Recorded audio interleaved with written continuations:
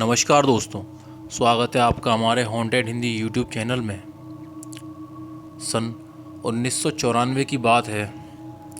उत्तर प्रदेश के मऊ जिले में स्थित एक छोटा सा गांव माधवपुर था। गांव में कुल मिलाकर 60 से 70 घर होंगे और उनमें से अधिकतर मिट्टी और खपरेल के बने हुए थे। गांव का माहौल बहुत ही शांत और सौम्य था। लेकिन एक रात कुछ ऐसा हुआ जिसने पूरे गांव को दहला दिया।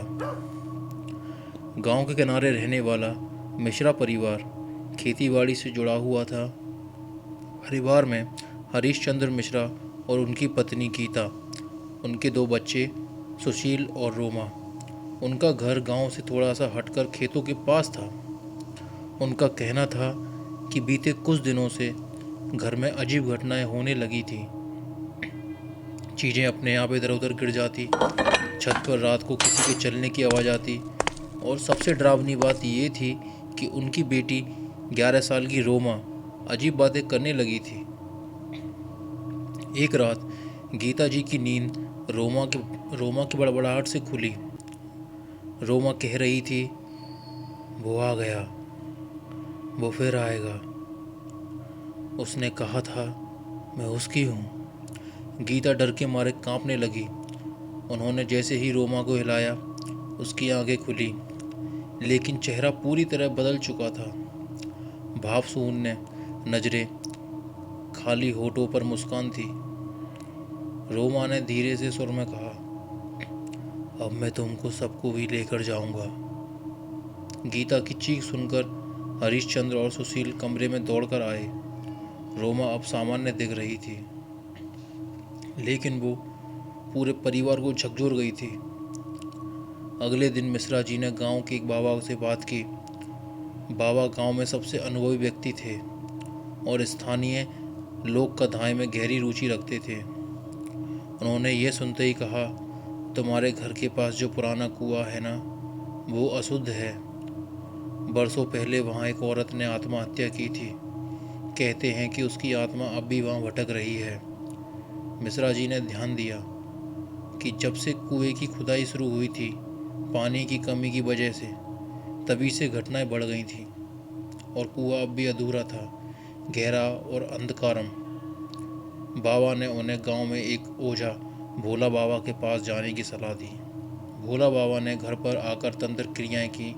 उन्होंने कहा, बेटी पर कुछ साया है। वो साया महिला का है, पर अब वो बहुत बलवान हो चुका है। उसने तुम्हारी बेटी को अपना माध्यम बना लिया है। भोला बाबा ने अगले दिन पूर्ण रात्रि को पूजा रखने का आदेश दिया और सभी को सावधान किया।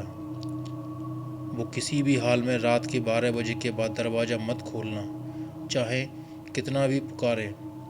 पूजा शुरू हुई। घर के सभी लोग ओझा के निर्देशानुसार एक कक्ष में थे। रात के 12 बजे के करीब अचानक तेज हवा चलने लगी। घर की दीवारें हिलने लगी और दूर कहीं से किसी औरत के रोने की आवाज़ आने लगी। फिर किसी ने दरवाज़ा खटखटाया। माँ, दरवाज़ा खोलो, ठंड लग रही है। ये रोजा की आवाज़ थी, लेकिन सब जानते थे कि रोमा तो उनके सामने ही थी, ओझा के घर के में बैठी।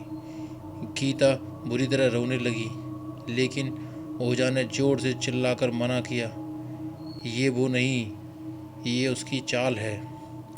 दरवाज़ा खुद ब खुद खुल गया। कमरे की लाइट्स फटकने लगी। सामने एक औरत खड़ी थी, गीले बाल, सफ़ेद साड़ी और आंखों से खून जैसा तरल टपकता हुआ। उसने कहा, इस बच्ची ने मुझे देखा है, अब ये मेरी है। ओझा ने तंत्र मंत्रों में बनी राख रोमा पर डाली। रोमा जोर से चिल्लाई और जमीन पर गिर पड़ी। उस पर से जैसे कोई साया निकलकर दरवाजे की तरफ भागी और गायब हो गई। अगले दिन ओझा ने मिश्रा के परिवार को बताया कि उस औरत की आत्मा बहुत समय से मुक्त नहीं हो सकी थी। वो औरत रंबा नाम की थी, गांव की एक विधवा, जिसे समाज ने बहिष्कार कर दिया था।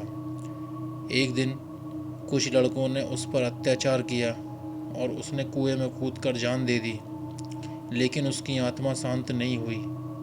इस घर के पास वही कुआं है, ओझा ने कहा। और उस बच्ची ने अनजाने में कुछ ऐसा देख लिया जिसे नहीं देखना चाहिए था। आत्माएं उन लोगों को पकड़ती है जो भावनात्मक रूप से असुरक्षित होते हैं, और रोमा बेहद संवेदनशील है। कुएं की विशेष पूजा की गई, एक हवन किया गया जिसमें रंभा की आत्मा की शांति के लिए विशेष मंत्रों का उच्चारण हुआ। पूजा के बाद उस कुएं को हमेशा के लिए बंद कर दिया गया। धीरे धीरे घर की गतिविधियां सामान्य हो गईं। रोमा फिर से स्कूल जाने लगी। घर की डरावनी आवाज़ें बंद हो गईं। लेकिन मिश्रा परिवार आज भी मानता है कि अगर उस रात ओझा ना आता तो शायद रोमा को खो देते।